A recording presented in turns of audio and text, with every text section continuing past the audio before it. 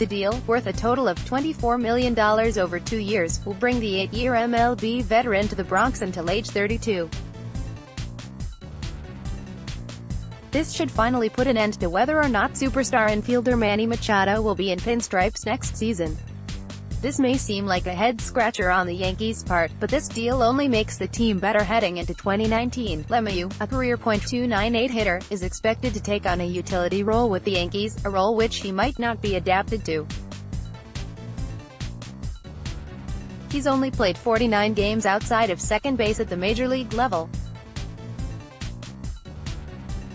However, he has played some games at every infield position, and while in the minors, LeMahieu played only about half his games at second. That's about the extent of the LSU alumnus' utility history. Having never played a professional game in the outfield, I suspect, and hope, the Yankees limit LeMahieu to the infield. LeMahieu will be a good rotating infielder, giving other starters days off here and there, or filling in for injury. Especially with his exceptional defense, transitioning to other positions shouldn't be a problem. And boy do I mean exceptional. The middle infielder has saved 69 runs on defense in his career, 48 DRS in the past 5 seasons, 19th of all players. Although LeMahieu is coming off a subpar season by his standards, he did hit a career-high 15 home runs, doubling his home run rate from 2017. LeMahieu is a contact hitter on a power-hitting team and should bring balance to a Yankees lineup that often relies too heavily on hitting the ball over the fence. The Yankees did not have a single starter hit above .300 last season, the closest being Miguel Andujar with a .297 batting average. They did, however, hit the most home runs in a season by a team in MLB history, 267 HR, but they don't really need any more dingers. In comes LeMahieu, who has hit fewer home runs in his career than Aaron Judge or Giancarlo Stanton has hit in a single season. If you're a fan of the long ball, don't fret. LeMahieu's ability to hit the ball to the opposite field, as shown by the 35% of his career batted balls going into right field, might bump his home run numbers up a bit.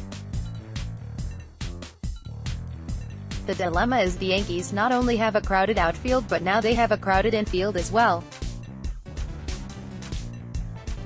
Yes, the injury to starting shortstop, Didi Gregorius, will allow for the rest of the team to gain some at-bats, but once the undeclared captain returns to the lineup, add to the conundrum of playing time in the Bronx. I'd expect Brian Cashman to have some sort of plan, with the addition of both Troy Tulowitzki and DJ LeMahieu. Someone is gonna be leaving town by the trade deadline.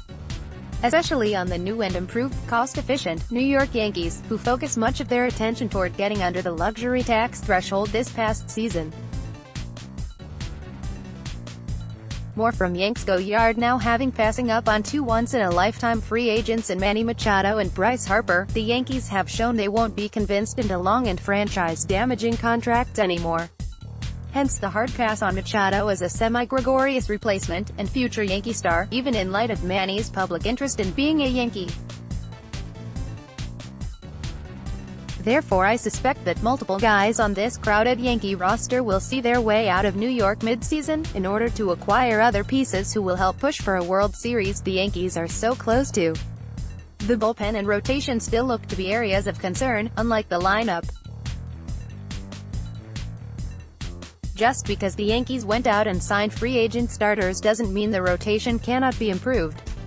On top of that, the Yankees' rotation, with the exception of Luis Severino and Jordan Montgomery, who's set to return later on in the summer, is not all that young. Perhaps they'll consider adding some promising, youthful starting pitchers around the deadline.